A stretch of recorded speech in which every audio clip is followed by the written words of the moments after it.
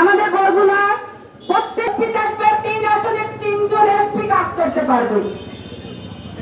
তো আমরা সকলে একটাই দাবি থাকবে, আমাদের বরগুনা অবহেলিত, আমাদের বরগুনায় শুধু এই একটা দাবি নেই।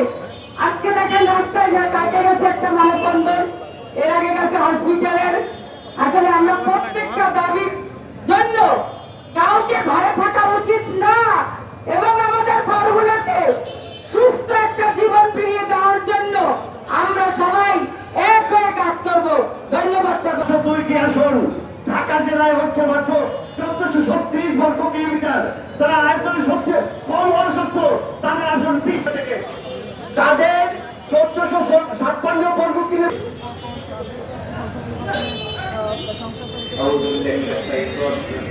তাই বর্তমান সরকারের কাছে আমরা পুনর্বিন্যাস করা হয়। আগামীকালকে এ সম্পর্কে সাংবাদিকদের পক্ষ থেকে এই মানববন্ধন